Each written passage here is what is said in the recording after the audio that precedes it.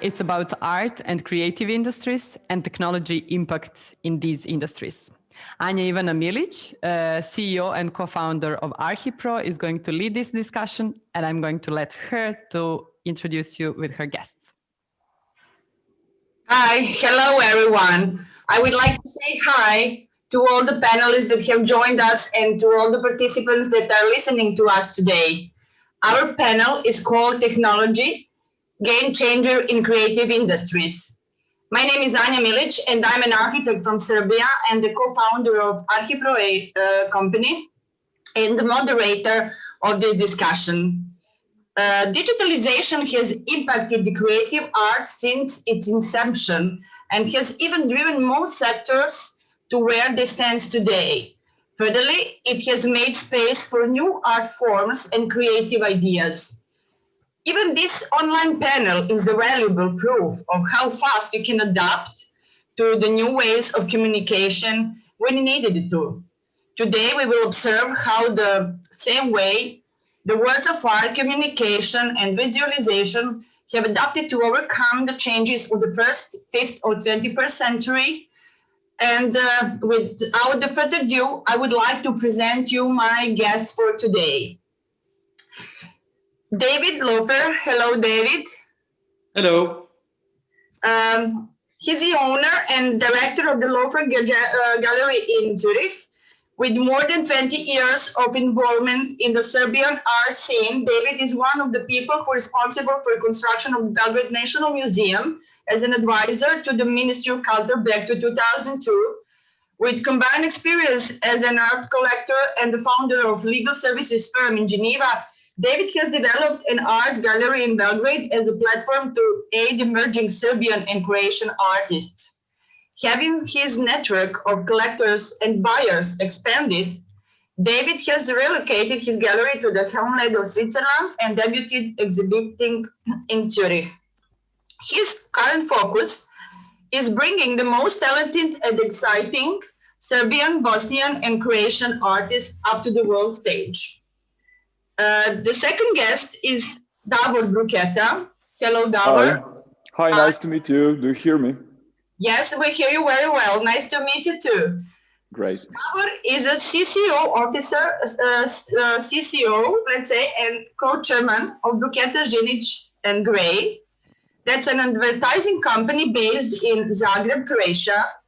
The company was founded in 1995, as has since then been pronounced the second most effective independent agency according to the Global IFI Index, the best international small agency according to the Advertising Age magazine, and one of the 17 world's leading independent agencies according to the Campaign magazine. It is one of the most award-winning advertising agency in Southeastern Europe. Davor Bruketa is a permanent member of the New York Crest Award Grand Jury and has been a jury member of many other prestigious international competitions as well, the first jury president of the London International Award that comes from Eastern Europe. And our third guest is Adam J. Boxer. Hello, Adam. Can you hear me? Yes. Yes, we hear you very well. Yeah, welcome nice to meet you. The discussion. It's very nice to meet you too. Adam is owner and co-founder of the Ubu Gallery in New York City. Adam has been in the fine arts business for more than 30 years, specializing in art of the interwar period and art movements as Dada, Surrealism, and Constructivism. In his gallery, Ubu in New York, he has presented more than 8 exhibitions of the 20th century avant-garde art. The exhibition have focused mainly on the movements and artists that have not received appropriate attention before, famous not only for numerous reviews about its exceptional exhibition in the New York Times, New Yorker, Vogue, and Vanity Fair. The gallery is also recognized as a permanent participant in many prestigious international art fairs, some of which are FIAC in Paris, Frieze in London, and Art Basel in Basel. So welcome all aboard. Let's start with the questioning because we have tight time. I think that is better to start immediately. My first question is for Davor Bruketa. Davor, having been in the market business for years, you must have felt the difference of adapting your graphical content to the progressing digital era. Can you tell us your answer to how advertising products that had the goal of stealing our attention in real life before social media had to change in order to do the same thing through social media now, where most of our lives are based on in the moment? First of all, thank you for inviting me. I have to apologize because my video doesn't work for God knows what reason, because it says safe driving mode, and so it doesn't work. Sorry for that. And thank you for your question. A lot of things have changed since social media appeared in our lives. First of all, we saw the democratization we have never seen in the history of mankind before. And also happened with advertising. Before, if you wanted to talk to millions of people, you had to be rich and powerful, politician, company, whatever. But very few people were able to talk to the millions. Since we have social media, things have changed dramatically, because now everybody who has a small little thingy in their pocket, this black pad in their pocket, can talk to the whole world for almost no cost. And if you have something interesting to say, the millions will listen. And so the advertising has changed because of the same, because of the technology that everybody has access to now.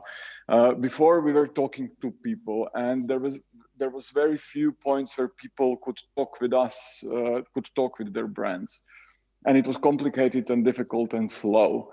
What's happening now, we are having conversation with people. And the best advertising in the world is advertising that is part of people's conversations. And we're trying to start these conversations or join the existing conversations, but we are trying to be a member of a society, not imposter in your lives, who is stopping your movie and trying to tell you something. Of course, still, although it's 2021 almost, there is still so much bad old-fashioned advertising that is trying just to tell you something and not asking you to communicate in two directions.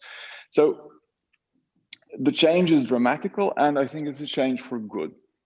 And I think that it's really great that not only rich and powerful can talk to the mass public, but everybody can. You just need to have a good idea, and you have to be relevant. And if you have something interesting to say, the world will listen.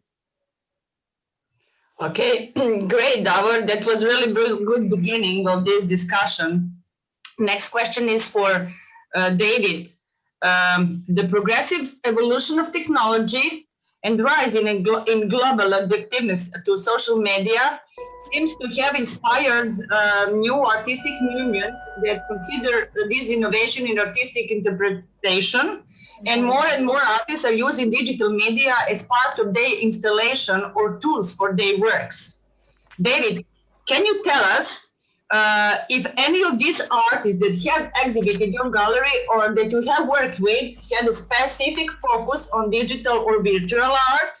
And what is your opinion on how such art should be exhibited and presented to the collectors? That's a multiple question, and I'll try to be brief and understandable. I think when we talk about contemporary art, we are now being faced with such a variety of media that it can get confusing, of course, for the public, but even for the artists themselves, young artists who are beginners and don't know where to turn. The variety is, let's count them. There's painting, photography, there's drawing, there's sculpture, there's installation, there's performance, there's video art. There's an unbelievable array of possibilities that are offered. What is, I think, an interesting thing is to differentiate what is a media, like painting is a media in art, and what is a period. For instance, film. Film is certainly a media, but it is not impossible to imagine that it will be replaced by something else, and it will remain in a history as a period. So I think if we talk, for instance, today of performance, it is embodied by Marina Abramovic, that we're very proud to have from Belgrade.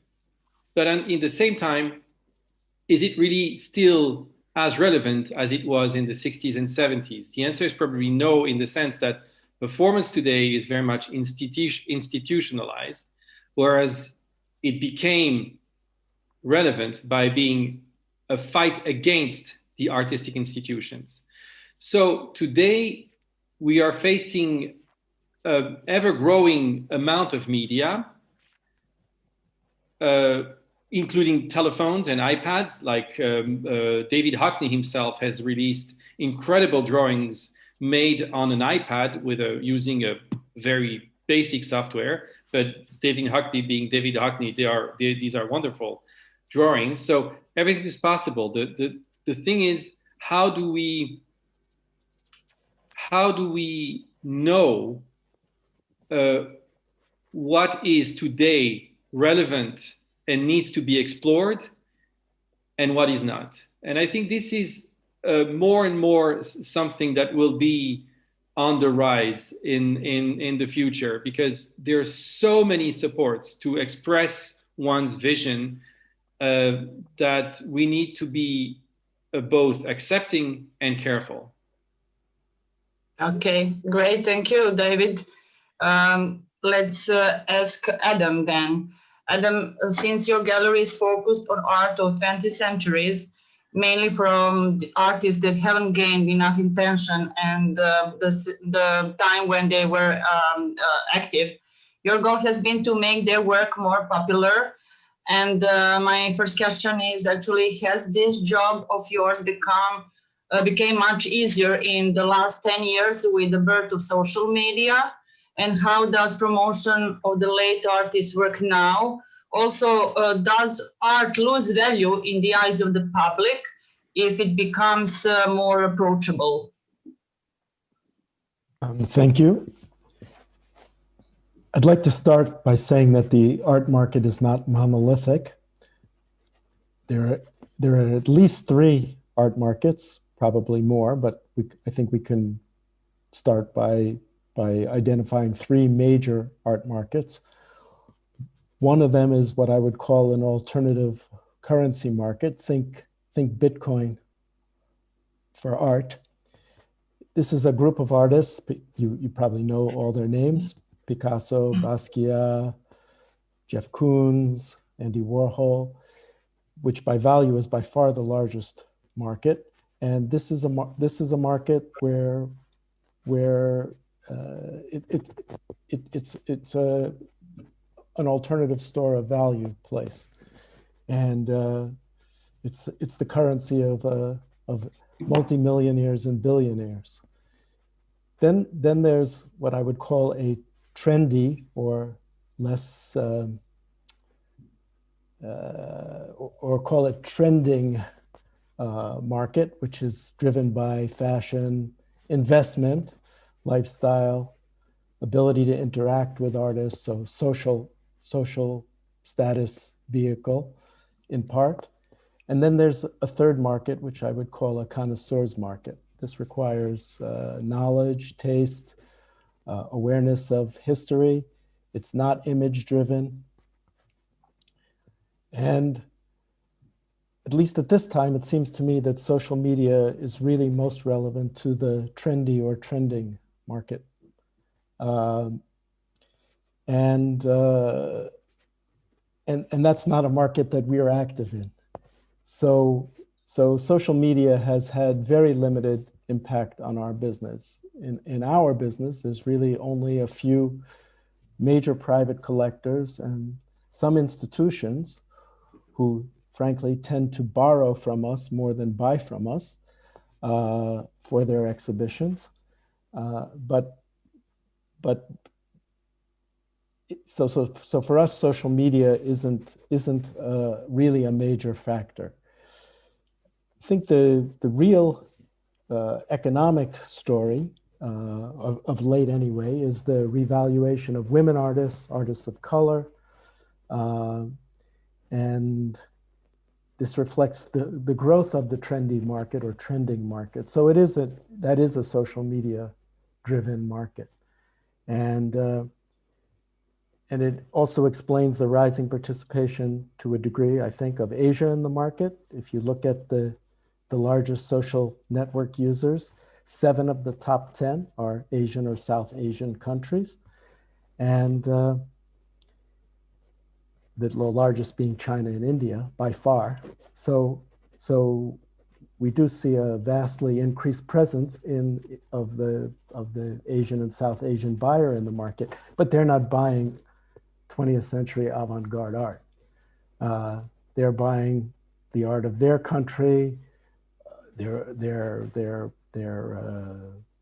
elite are involved more in what I would call the alternative currency market, the paintings of or works of Picasso, Basquiat, Warhol, etc.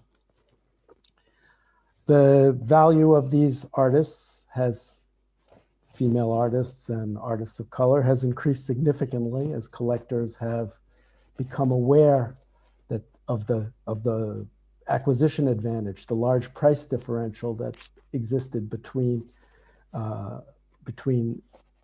important male artists and important female and artists of color artists. Sorry for being redundant, but that they fetched low prices relative to their white male counterparts. And so there's been a big revaluation there. This is, social media has had a definite impact on that. I'd just like to add that still for us, press is the most important. There's no advertising.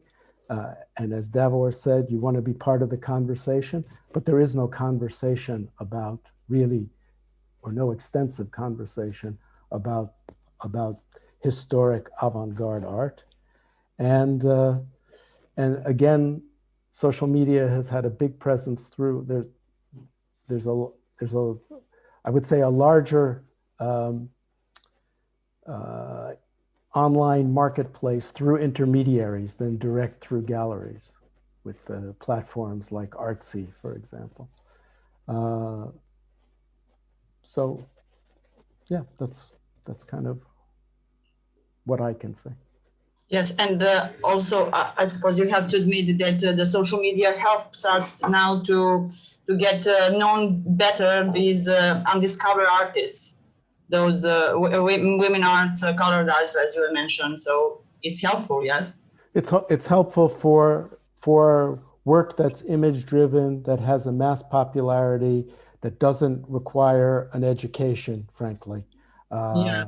Doesn't require a knowledge of the history of art. It doesn't require a deep interest. And when I say a deep interest, I mean spending your free time reading, researching, traveling to find. Yes, people travel, or they used to travel, but that is more driven by lifestyle and social status, fashion, what you can wear to the party, what list you're on. Okay. I also have to mention one thing that you also, I heard that you mentioned in some of your interviews. It is, for example, the Duchamp Fontaine become more common because now we can see its millions copies in a matter of seconds on the internet.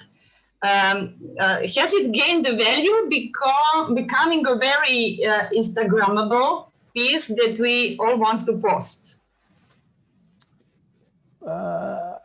I'm not sure how to answer that question, but I mean, for me, Duchamp is the most important artist of certainly the 20th century, if not for all of modern art. I mean, he's the great liberator. all the media that David spoke about are possible, really, I think, because of him.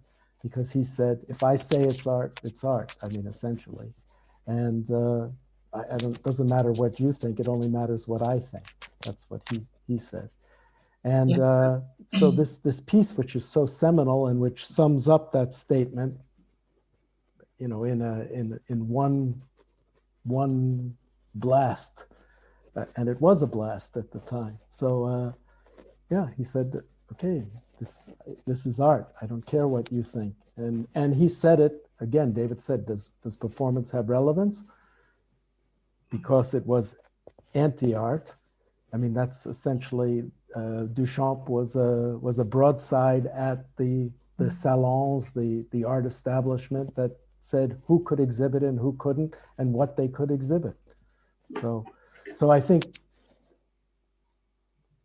certainly more people, because if you ask the average person on the street who Marcel Duchamp was, you probably wouldn't, it's not like if you ask them who Andy Warhol or Picasso were.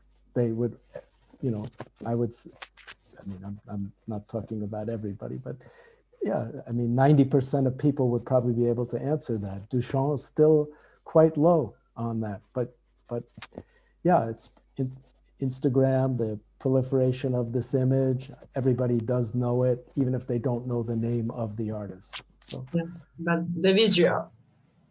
Yeah. Okay, great. Thank you very much. So we will ask the second question, Davor.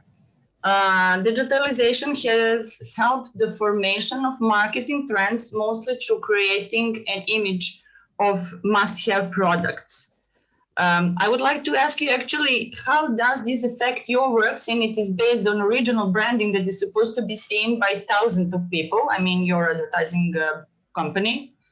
And have you had experience with your ideas being copied because they were available to the other agencies that when advertised? And does this influence the duration of trends because originality lasts shorter now than it did before? I think if nobody copies your ideas are pretty shit.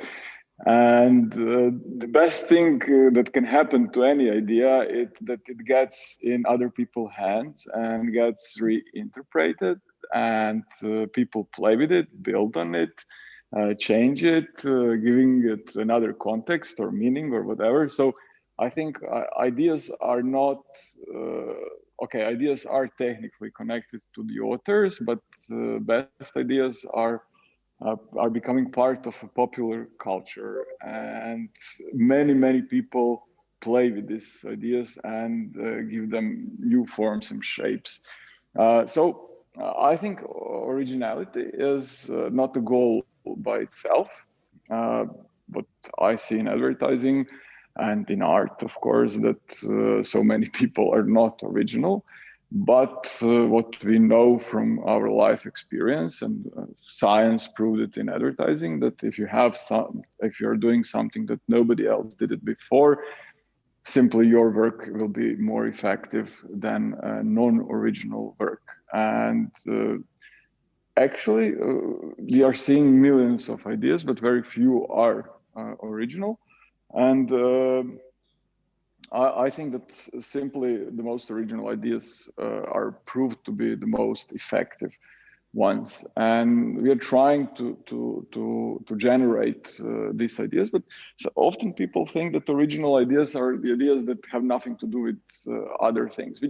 What we are mostly doing most of the time, we're just combining things that already exist in new order or in new combinations, and every idea has 90% of older ideas. Some of these ideas are old as humanity,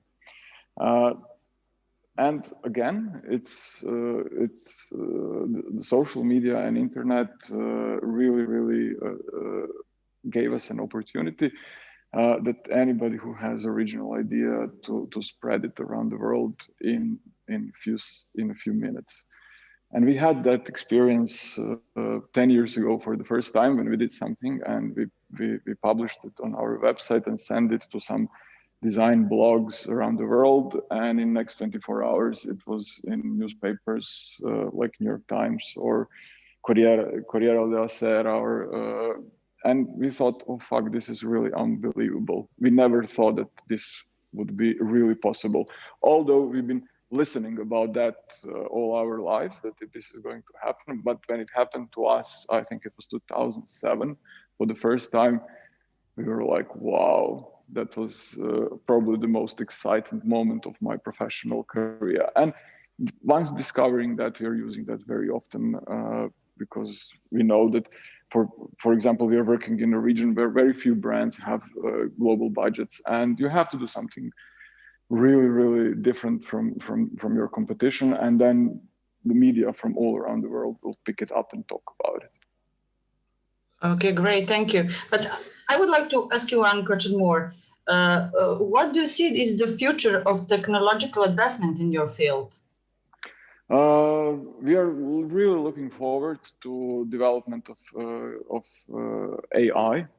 Artificial, as any technology before in the human history, this technology will also do the work that we don't like to do. I don't know anybody from my industry who likes to do programmatic ads.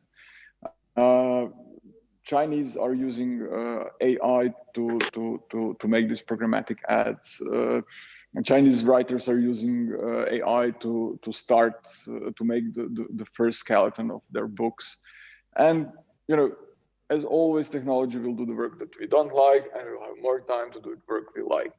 And looking from historical perspective, my ancestors from 200 years ago, they would say, I don't do anything. I'm sitting all day.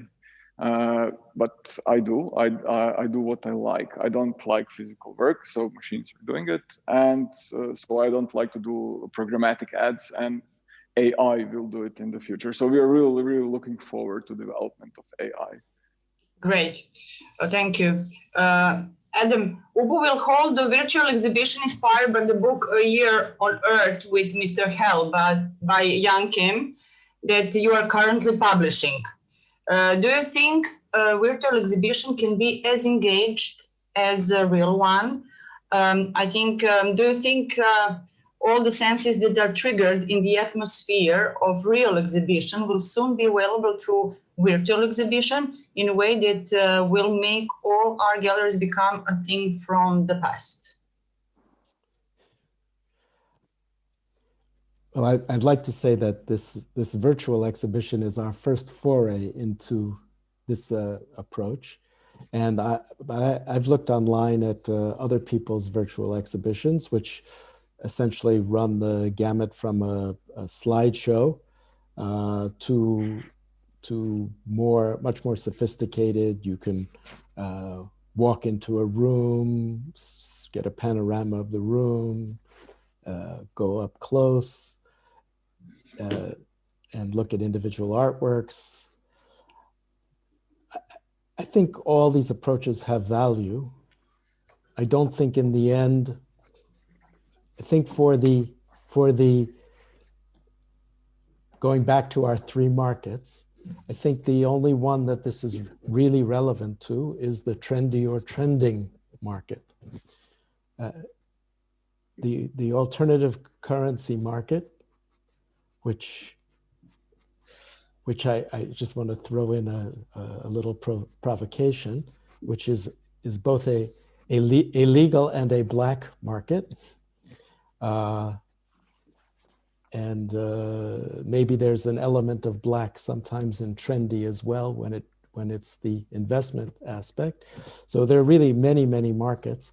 But I think that approach, the virtual approach, really only makes a lot of sense in the market where people are trying to anticipate or follow the hot thing or the good investment or something, again, other than being about the art.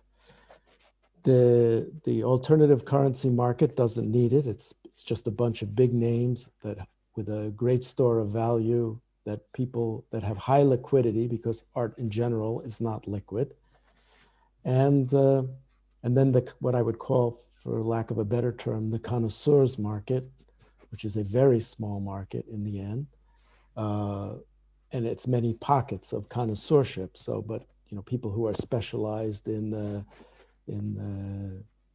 Japanese, small Japanese wood sculptures, Natsuke, or avant-garde art of the 20th century. These are very small markets. Virtual exhibitions are great to expose people, but in the end, they still need to see the physical object, and I don't think that it replaces, it supplements.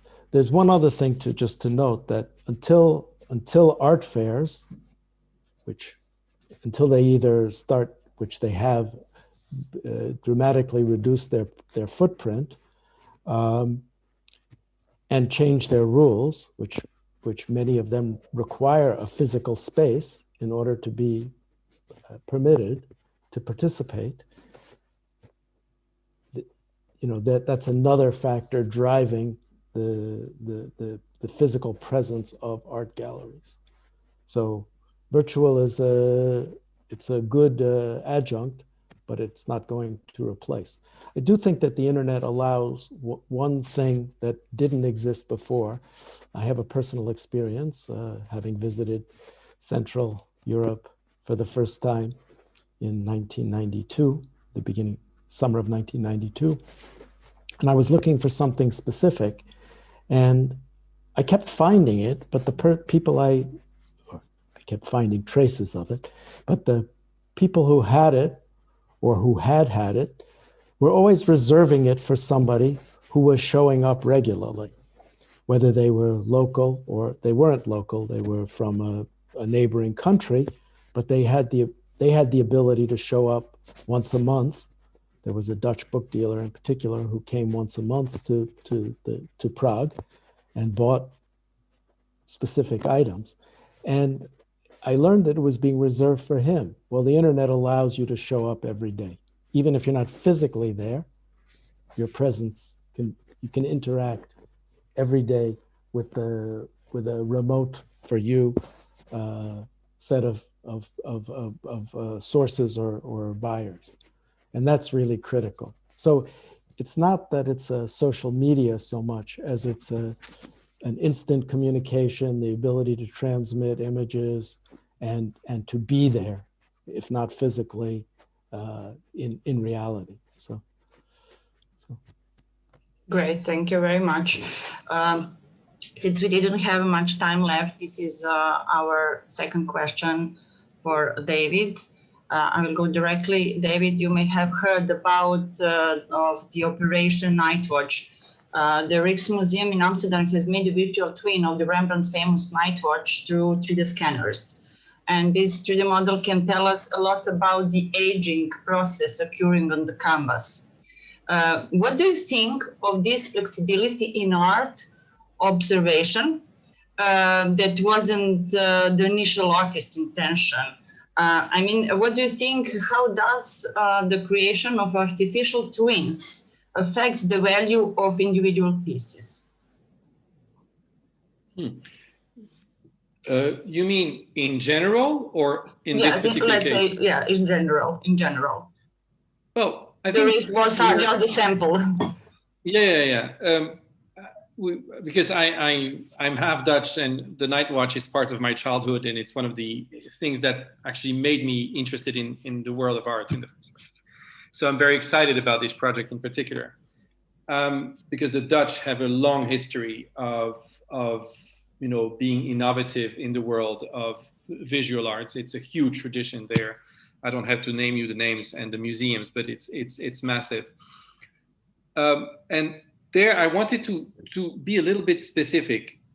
In this particular field of new media, it's very hard to speak about something global and general, because what applies in United States and Western Europe, and not even in all of Western Europe, certainly doesn't apply in the region where we are right now, which is Belgrade, Croatia, and everything. These aren't countries with a long tradition of appreciating visual arts. These are countries of poetry, countries of theater, countries of literature and singing. Visual art came much, much later on in the mix. And so when we talk about, integrating new ways of producing art and new ways of showing art, we have to know about something that is quite critical in this region, is that there is no art market, as there is in France, in England, or in the United States. There is no real solid art market with established practices in this country. So what Adam was saying, you still need to see the physical piece, is probably more true here than anywhere else that I know of. I'm not talking about Africa, which is one of the rising stars in the visual arts, and South America and everything. But I know, in Europe, this whole region needs a massive adaptation in order to get the ground and the foundation that is necessary in order to get to Operation Nightwatch. Operation Nightwatch is possible because the Dutch have been used for hundreds of years to see, to produce, to exhibit, to trade paintings, drawings, and so forth. This is not the case here. So we cannot expect our local museums here in Zagreb, in Sarajevo, in Belgrade, or in Budapest to come up. I mean, they can come up physically, they can have the same sort of solutions and invite the public into these new practices. The thing is, it might represent skipping a few stages that are critical and necessary for people to use these new tools and be used themselves to this functioning. So this is quite, I think, it's a difficult topic when we are talking about here. I just have to remind you that from between 2003 to 2016, there were no museums in Serbia. Both large museums were closed. So we're coming from a very, very difficult place, and we are making progress at a very rapid scale. New galleries are opening all the time in Belgrade. It's a very, very good sign. New artists, especially female artists from the region, are conquering the world market with very interesting prices, big collectors in the United States, in England, in Germany. This is a very, very good sign. We're talking about the local public here, the local institutions, and this is complicated. So there is a lot to do, and eventually I think we'll get there. But I'm just saying there is no global story there. There's only local stories. Okay, great. Thank you very much. It's a very good observation. Actually, as we don't have enough time, I think that we don't have any questions of our participants. No, like Alpha team said. Then I will have one question for any one of you. And so maybe one of you can give me an answer. What technological advancements do you expect to arrive in the future that scares you or make you uncertain about the development of your profession? Who would like to speak about it? I mean, a lot of people are talking about how artificial intelligence is going to change my business. But we are so not scared of anything. We're just so excited and looking forward to everything what is going to happen. And I don't think that nothing scary is going to happen, because what we are going to see is this social networks that there is very few laws that regulate social networks. I think they will be much more regulated. I think they will start to pay taxes where they're supposed to pay tax. I think just a lot of good things will happen, and nobody's scared, just excited. David, Adam? I have to say I'm quite excited and optimistic. I think the world of art has this tremendous privilege of depending on the human brain, human mind, human creativity. So if technology can, I don't know, question that or threaten that, then I don't have to worry too much, because that means all of us are in a very, very bad position, not my industry in particular. I think the world of art will only, be more exciting, creative, as long as new media are available, provided we make good use of them and, people know how to use them in an interesting way. But I don't think there's any fear to have any. I don't see any threat there, only opportunity. Okay, great. Adam?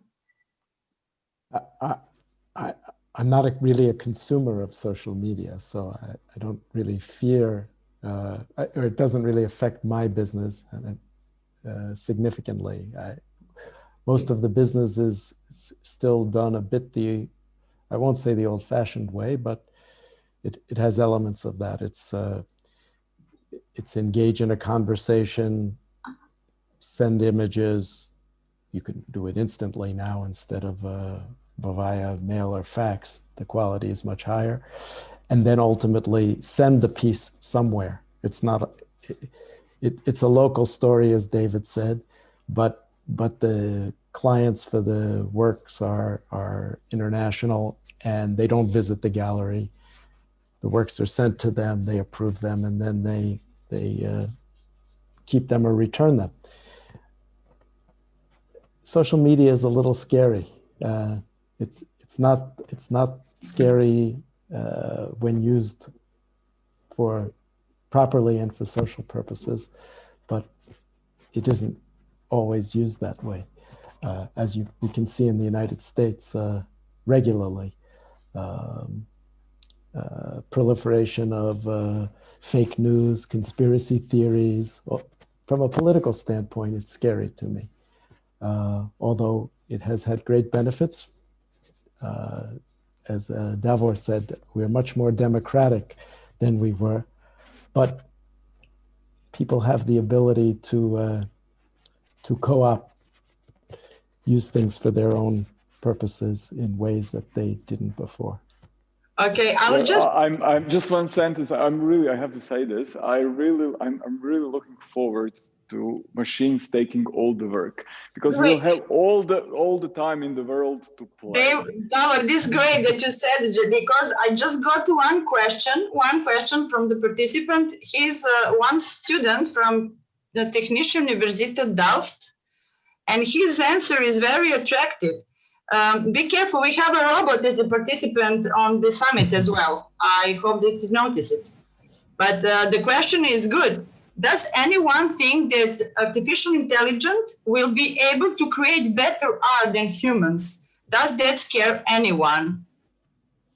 No, not scared at all about that. No, I think it's, we already know I think the first work generated by artificial intelligence was sold at auction a few months or years ago for very high price. So this is going to be interesting. It's certainly never going to be, it's going to be maybe, I don't know, it's going to be part of the mix. It's not going to take over. That makes no sense at all. It's going to be part of it, probably. People are going to like to buy that. They're going to be collectors of that. It's going to be very interesting. But it's not like all of a sudden, you can close the art schools. I don't believe that.